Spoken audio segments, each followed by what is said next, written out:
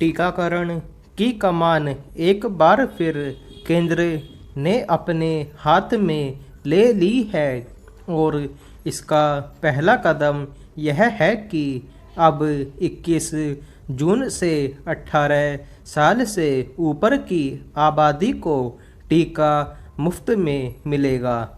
टीके केंद्र ही खरीदेगा और राज्यों को देगा। इन दोनों फैसलों को कोई भी ठीक ही कहेगा, लेकिन ये फैसले देर से हुए। यही फैसले पहले हो जाते तो टीकाकरण की उपलब्धियां अब तक दिखने लगती।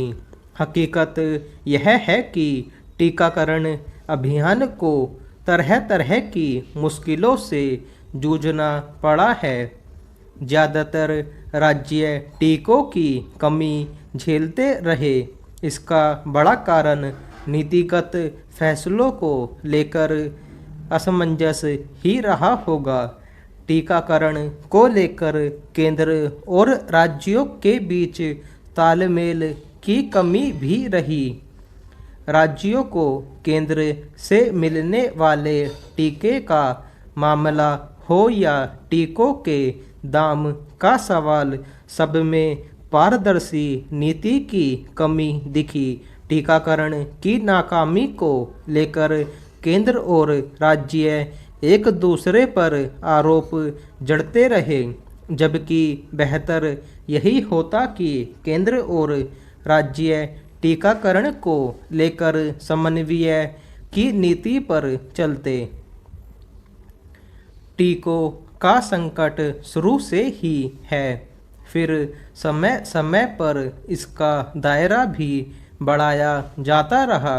इससे हुआ यह कि टीका लगवाने वालों की तादाद बढ़ती गई, पर उसके हिसाब से टीके नहीं मिल पाए। इससे कई राज्यों में टीके लगाने का काम ठंडा पड़ गया। राज्य टीकों की मांग करते रहे। दूसरी ओर केंद्र सरकार दावा करती रही कि किस राज्यों को उसने कितने टीके दिए। समस्या यह भी रही कि सिर्फ 2 ही टीका कंपनियों, सीरम इंस्टीट्यूट ऑफ इंडिया और भारत बायोटेक से ही टीके मिल पा रहे हैं। उत्पादन सीमित है। इन कंपनियों के पास पहले ही से दूसरे देशों के भी ऑर्डर थे। ऐसे में भारत की ज़रूरत को पूरा कर पाना इनके लिए आसान नहीं था। हालांकि इस बीच कंपनियों की उत्पादन क्षमता बढ़ाई गई है। इसके लिए केंद्र ने अच्छा खासा पैसा दिया है। रूस से भी स्पुतनिक टीके का आयात हो रहा है।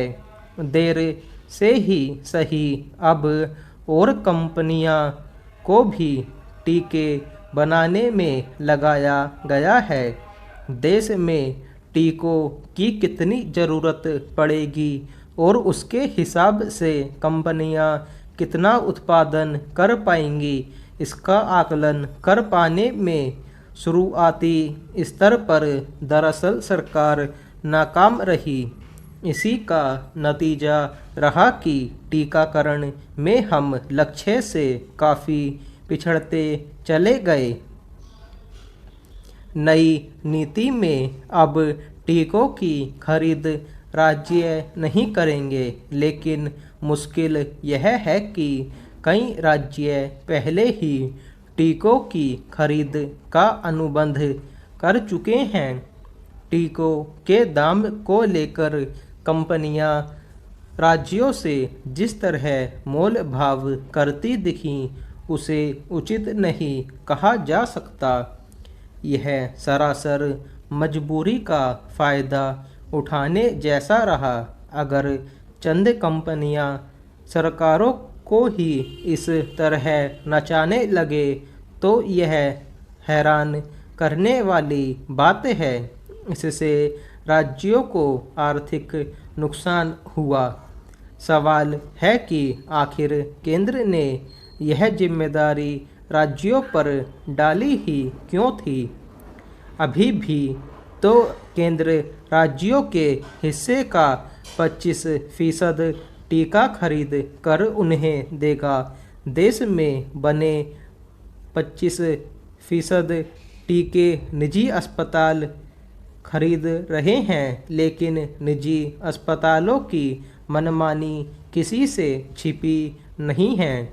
इन पर लगाम लगाना जरूरी है। टीकों की बर्बादी की घटनाएं भी दुखद हैं, इन्हें रोकना होगा।